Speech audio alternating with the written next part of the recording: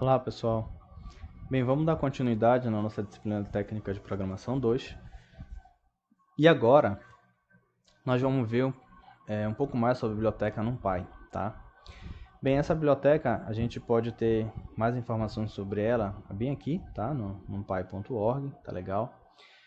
O NumPy é uma biblioteca da linguagem Python que, como o próprio nome diz, ó, o nome dela significa Numerical Python, então ela é uma biblioteca muito forte para se trabalhar com números, tá legal? Como que nós vamos fazer para instalar essa biblioteca? A gente vai usar bem aqui, ó, o pip install NumPy, tá legal? Então tu vai abrir teu terminal, tá? Pode ser aqui no teu terminal do VS Code ou teu terminal do Windows, dependendo do ambiente que tu estiveres, né? E aí tu vai colocar pip install NumPy, tá legal? Feito isso, né? Obviamente que para poder rodar o pip install, tu tens que estar conectado na internet. Depois de ter feito a instalação, a gente vai partir para importação. Se vocês não quero que vocês estranhem esse ambiente, tá? Bem, esse ambiente aqui é o ambiente do Jupyter Notebook, tá? Quando a gente instala o ambiente lá do Python no VS Code, ele já vem com esse ambiente instalado para ti, tá legal? Para criar um arquivo parecido com esse aqui, tu vai clicar bem aqui, tá? No novo arquivo. Tu vai dar o nome do teu arquivo, ponto, aí tu vai colocar a seguinte extensão, vai botar I, P, Y, N, B. I de índio, P de Python, Y de... esqueci alguma palavra com Y, de yes, né? N de não e B de bom, tá legal? Aí depois aperta Enter, ele vai criar um arquivo para ti. Eu vou apertar ESC porque eu não vou criar o arquivo. Beleza, aí ele vai criar, vai carregar teu arquivo. E aí vocês vão perceber que aqui, ó, ele tem o aspecto de um caderno de anotações, tá legal? Onde nós podemos ter aqui, ó, código Markdown e código Python misturado, tá? Onde, olha só, esse primeiro aqui é um código Markdown. Bem aqui pode ver, ó, Markdown, e aqui tem o botão código. Esse ambiente se parece muito com o ambiente do Google Colab, tá legal? E aí vocês vão ver aqui, ó, que eu posso colocar texto corrido aqui, tá? Para dar um destaque no texto eu posso colocar aqui sharps, e aí ele vai aumentar ou diminuir o tamanho da tua fonte, tá legal? Na verdade vai dar um destaque como se fosse um título, na verdade é isso, tá legal? Igual quando a gente aperta aqui, ó, no símbolo do check, ele vai executar e aí vai ganhar esse aspecto aqui, beleza? Então vamos lá. Aqui embaixo nós temos um código Python, né? Repara que é bem aqui, ele identifica o tipo da linguagem. Ó, repara que aquele, tu pode escolher, né? Nesse caso aqui vou deixar como Python. Vamos ao que interessa. A gente vai agora importar a biblioteca NumPy. Como é que a gente vai fazer isso? Vamos escrever assim, ó, import NumPy. Lembra que o import, ele é como se nós estivéssemos dizendo para o interpretador assim, interpretador, a partir de agora eu quero que tu fiques olhando para essa biblioteca, né? Imagina que é uma caixinha, tu vai estar dizendo para ele assim, olha, fica olhando para essa caixa e quando eu disser que eu vou precisar de alguma coisa, tu vai lá e pode pegar, tá? Então ele, a partir daí que quando tu usa o import, tu faz o interpretador ficar olhando para lá, tá? Nesse caso para essa biblioteca. Então se precisar de alguma coisa de lá, ele vai lá e pega, ele está ciente. Vamos apelidar o NumPy aqui de NP, tá legal? Vamos agora criar o nosso vetor, né? Eu vou criar uma variável chamada vetor. E aqui nós vamos chamar o NP do NumPy, tá? Ponto, vamos criar um array através da função array. O que é um array? Um array é um vetor, tá? Uma matriz. E aí essa função array, ela é responsável por criar um vetor. Bem, na linguagem Python, pessoal, nativamente ela não trabalha com vetores, ela trabalha diretamente com listas, tá? Que é unidimensional, tá? Só que ela cria uma estrutura de dados que ela cresce dinamicamente, né? Ou seja, o tamanho é dinâmico. E o vetor, conforme a gente já estudou, ele não cresce dinâmico, né? E outra característica é que o vetor ele é homogêneo, então só tem um determinado tipo. Então, já que a gente vai precisar trabalhar de fato com vetores, né, conforme nós tínhamos estudado, então a gente vai precisar dessa função array, porque ele vai converter O que o Python já tem por padrão, que são as listas, vai converter a lista em um vetor. Então vamos criar aqui uma lista só de exemplo, por exemplo, 2, 4, 6, 8 e 10. Tá? Essa vai ser a nossa lista. E aí a gente vai passar essa lista como parâmetro para a função array. Né? E aí o que a função vai fazer? Vai transformar essa lista em um vetor. Tá legal? E aí vai ficar aqui na variável vetor. Vamos executar. Como é que eu faço para executar? Ou eu posso apertar aqui no cantinho, ó, executar a célula, ou eu aperto Shift Enter. E aí ele executa pra gente. Tá legal? Então pronto, já está executado. Tá vendo aqui o check? Então agora já executou. Pessoal, como é que eu faço para ver o conteúdo do meu vetor se ele foi criado de verdade? A gente vai imprimir um array para ver o conteúdo dele agora. Tá legal? Bem, aqui no Jupyter Notebook eu posso simplesmente fazer assim, ó, vetor, aperto Shift Enter, ele vai executar pra gente. Ó. Então ele mostrou aqui pra gente o conteúdo do vetor, tá? Mas aí não queria ver aqui com o nome da função na frente, queria ver só o conteúdo. Então a gente vai precisar colocar dentro de um print.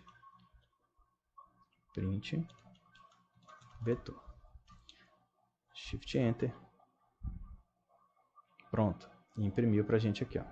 Tá legal? Daqui a pouco a gente vai ver como nós vamos fazer para poder acessar individualmente, digamos assim, cada um deles, tá legal? Então, por enquanto, a gente já viu como nós iremos fazer para criar um vetor, certo? E para imprimir o conteúdo desse vetor. Beleza. Próximo passo, vamos descobrir o tipo de dado desse array, tá? Para que a gente descubra qual é o tipo de dado que essa função nos devolve, a gente vai usar a função type, tá legal? Então, olha, a gente vai chegar bem aqui, já vamos escrever assim, ó, type. Dentro dela vamos passar nosso vetor. Shift Enter.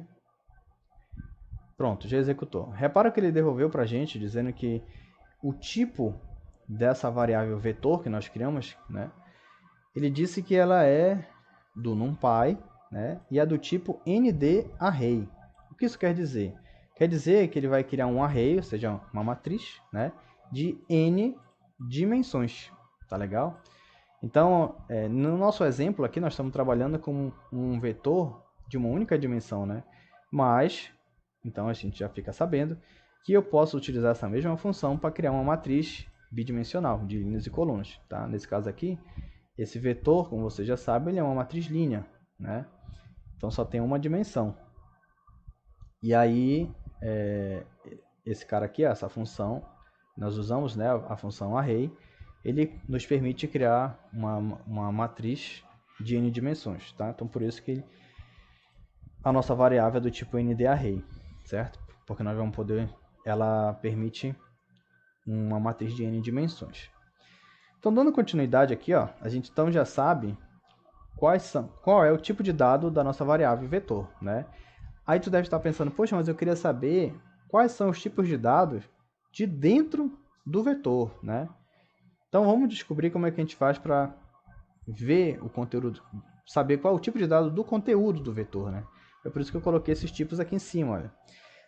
Nós podemos passar por parâmetro para, na hora de criar o vetor, o tipo de dado que nós queremos que aquele vetor assuma, tá? Então, como a gente vai fazer isso, a gente vai usar uma propriedade chamada dType, tá legal? Eu vou criar aqui novamente o nosso vetor. Eu vou chamar de vetor auxiliar. Esse vetor auxiliar, nós vamos criar com algo parecido, né? O conteúdo lá do primeiro, só que aqui, ó, nós vamos especificar o dType. O tipo, né? Então a gente pode dizer, por exemplo, que nós queremos que esses dados sejam... digamos que eu quero que esses dados sejam strings, né? Como é que a gente diz que eu quero criar string? Basta tu passar o S maiúsculo aqui, ó. Então vamos botar aqui, ó, entre aspas. Aí tu bota o S maiúsculo, tá? Vamos executar. Vamos pedir para ver aqui, ó. Vamos fazer primeiro um print no vetor. vetor underline aux. E depois a gente vai fazer vetor ponto dtype. Opa, perdão. Type.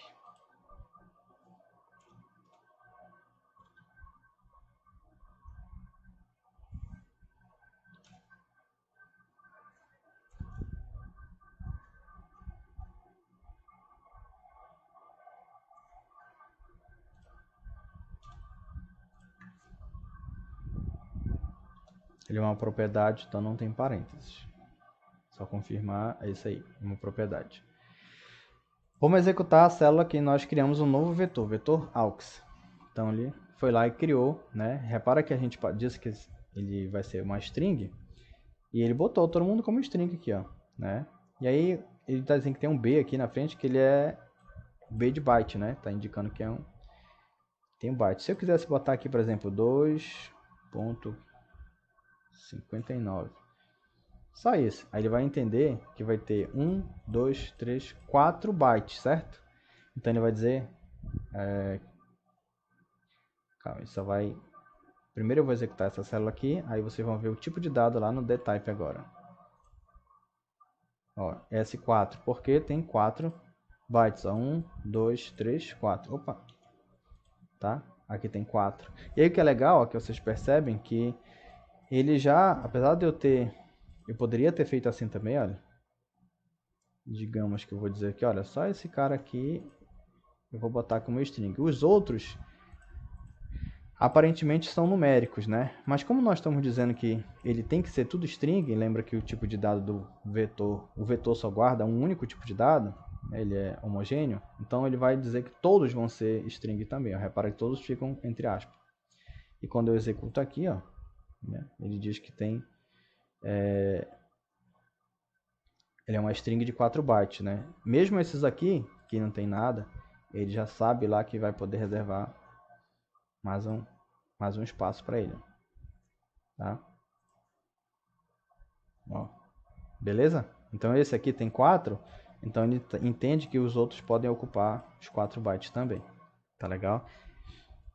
Por enquanto eles só estão ocupando 2, né? Como a gente pode bem visualizar aqui. Mas como esse aqui tem 4, então digamos que ele seria o carro-chefe, né?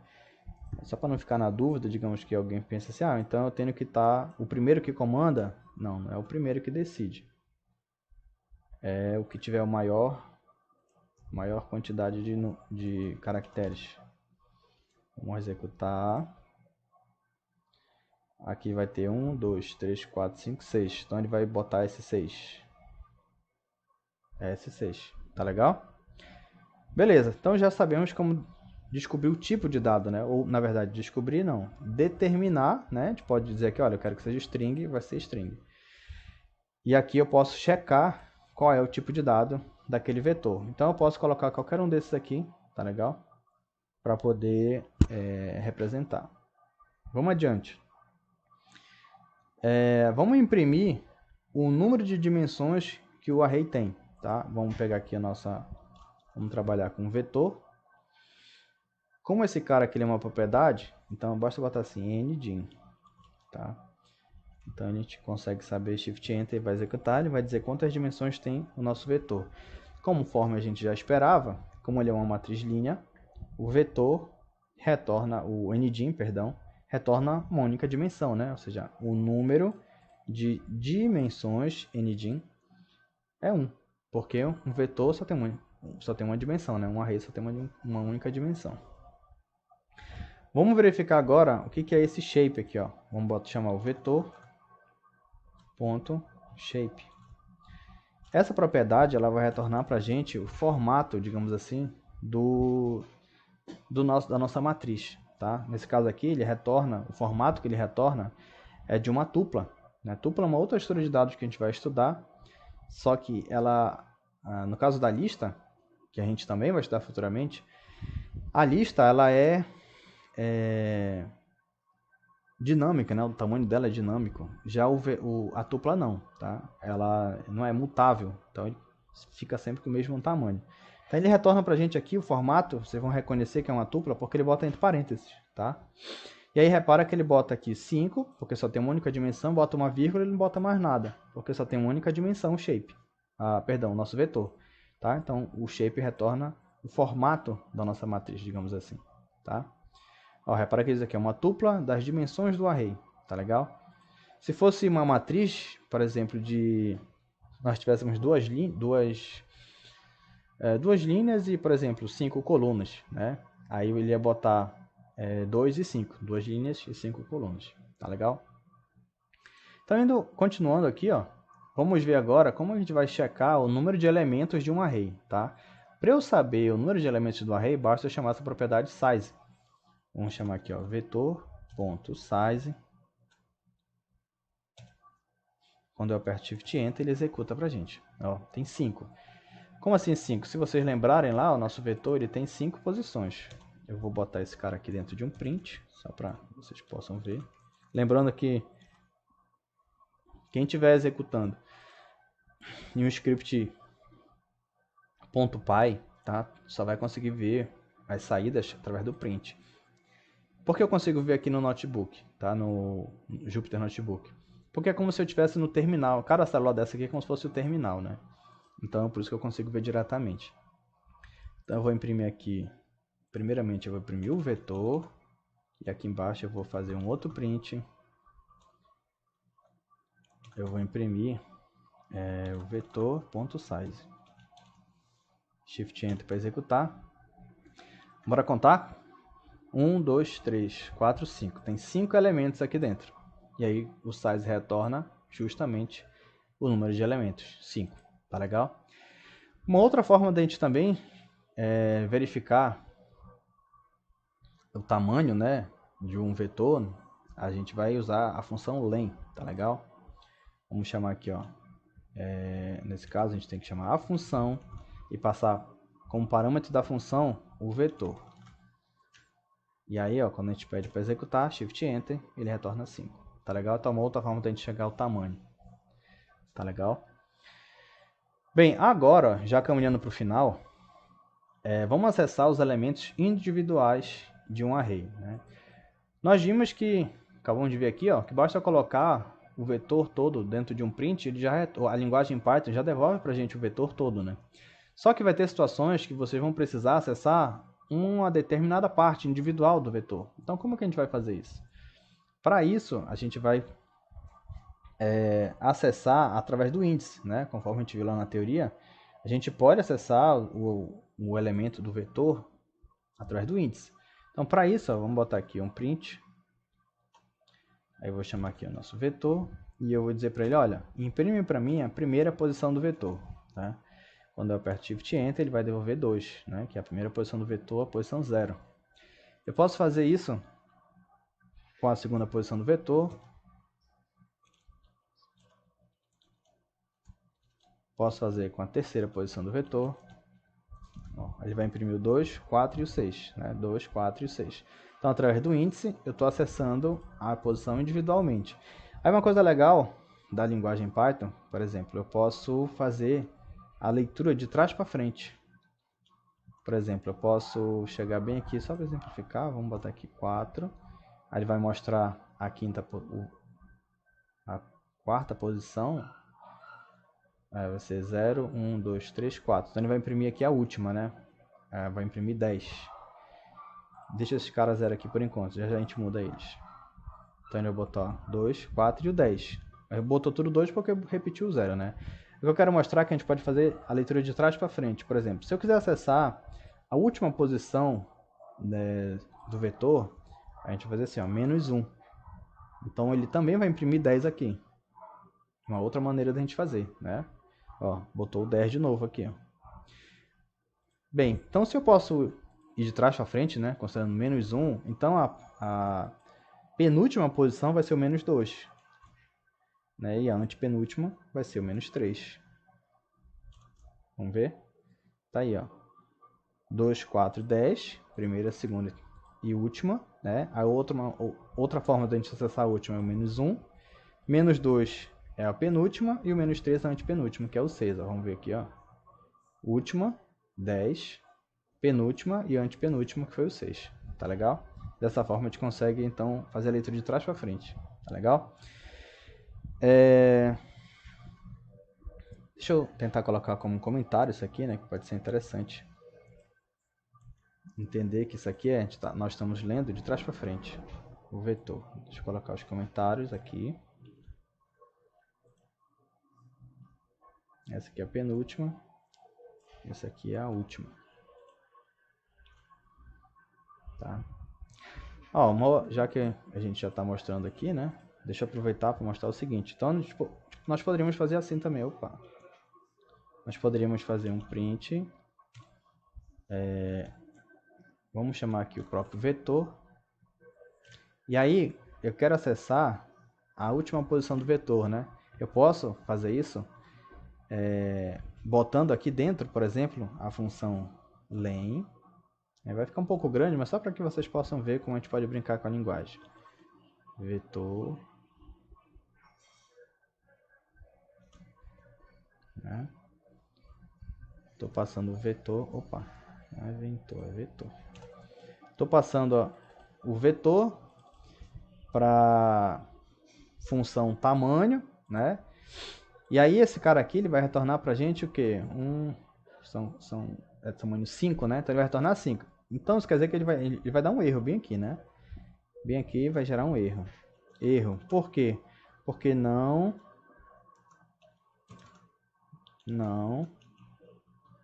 existe a posição 5. Não existe a posição 5? Não, ó. Existe a posição 0, 1, 2, 3 e 4. O 5 não existe. Então ele vai quebrar. Quando chegar bem aqui, ele vai dar um erro. Vamos ver? Erro. Olha o que ele disse. Exatamente onde nós pensamos. Ó. Erro. Aí eu até marquei lá, né? Não existe posição 5, mas olha o que ele disse aqui. O índice 5 is out of bounds. Né? Tipo, está fora do escopo. Então, o tamanho máximo dele é 5, né? Lembra que ele começa do 0? Então, a última posição vai ser o 4, né? Então, para isso aqui dar certo, nós teríamos que fazer assim, menos 1. Pronto, ele retorna a última posição, né? Porque aqui retornar 5, menos 1, 4. Aí volta para cá, né? Seria a mesma coisa que eu digitar isso aqui. Bem, eu vou deixar o erro para ficar de propósito, para que vocês se acostumem a ler os erros, tá? Esse tipo de erro vai ser comum quando a gente está no começo. Então se acostumem a ler esses tipos de erros aqui, tá? Quando acontecer o erro, tenta encontrar logo esse cara aqui, a última linha, ele vai te dar muita dica de onde é o erro, tá? E aí, repara que aqui, ó, ele vai te mostrar uma setinha, tentar dizer onde é a linha aproximada de onde aconteceu o erro, tá?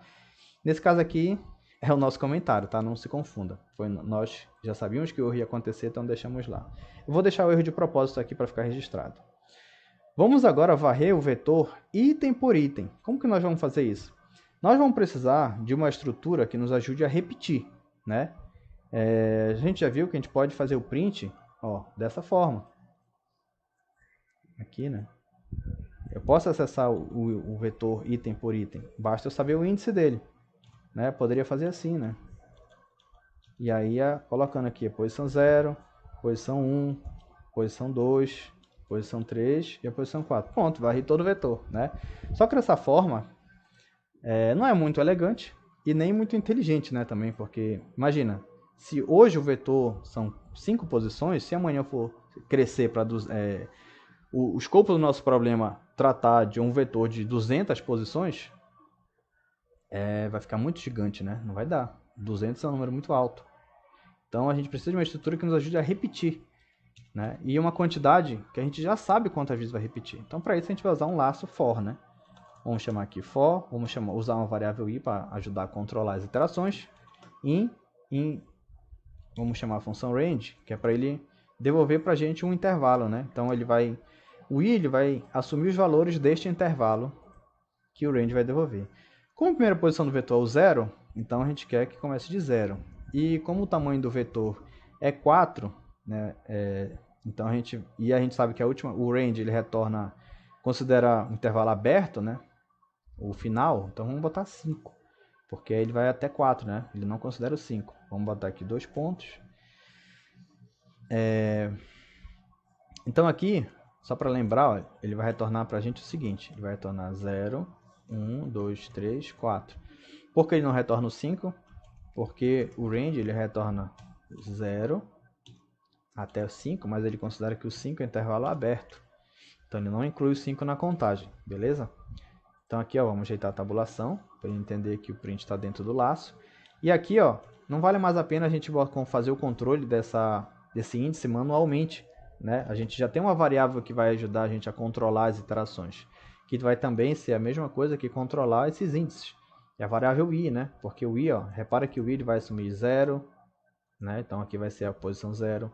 Quando o i, na segunda iteração, ele vai estar valendo 1, então vai estar na posição 1 do vetor e assim por diante, certo? Vamos executar aqui, ó, Shift Enter. Tá aí, acessou uma por uma, 2, 4, 6, 8, 10. Vamos deixar esse cara aqui mais bonito. Bota aqui a chave da string. Eu botei o F aqui no início para indicar que nós iremos formatar essa string. E aí o interpretador ele saca que eu posso botar código Python dentro da string. Basta ter o F lá na frente. Então eu vou botar isso aqui dentro, ó, para ele imprimir o conteúdo do vetor na posição i. Vamos botar aqui mais um pedaço aqui, mais um conjunto de chaves, porque eu quero dizer assim, olha, i mais 1 para representar a posição. Aí vamos botar assim, ó, primeira, né, iésima posição, iésima posição, vai ser isso. Então, se eu não botar o mais 1, ele vai botar zerésima posição, aí fica feio, né? Nem sei se existe essa palavra. Vou botar aí mais um, que é para ele imprimir primeira, segunda, terceira posição. Aí, ó, agora ficou melhor. Primeira, segunda, terceira, quarta e quinta posição. E os respectivos valores, tá legal? Bem, como é que nós vamos fazer para alterar o conteúdo de uma dessas posições do vetor? Nós já estudamos que nós não podemos fazer mudança no tamanho do vetor, né? Mas a gente pode mudar o conteúdo do vetor. Então, por exemplo, se eu quiser alterar, por exemplo, essa quarta posição aqui, hoje é 8. Se eu quiser que ele se torne 12, como é que nós faremos isso? Eu preciso acessar o meu vetor. Vou acessar o vetor. Preciso saber qual é o índice, né? Então, nesse caso aqui, ele está na quarta posição. Então, quer dizer que ele é a posição 3. Né? 0, 1, 2, 3. Tá? É a quarta posição. Primeira, segunda, terceira, quarta. Então, ele está na posição 3. Certo? E ele vai... Vamos atribuir, em outras palavras, né? Nós iremos atribuir o valor 12, né? Vamos atribuir o sinal daqui de atribuição. Vamos atribuir a posição 3 do vetor, tá? Então, quando nós fazemos isso, vamos fazer um print aqui. No vetor. Shift Enter para executar. Ó, repara que quando eu aperto Shift Enter e executo, e é a última célula, ele cria uma nova para a gente, tá? Então, olha, repara o que aconteceu. Ó. Antes, a quarta posição era 8, né? Ou seja, a posição 3 era 8. Depois que nós fizemos a mudança aqui, ó, agora já não é mais. Ó, posição 0, 1, 2, 3. Primeira posição, segunda, terceira e quarta. Agora é 12, tá legal? Então, conseguimos mudar aí o valor do vetor, beleza? Então, no próximo vídeo, a gente continua falando um pouco mais do NumPy, beleza? Até mais.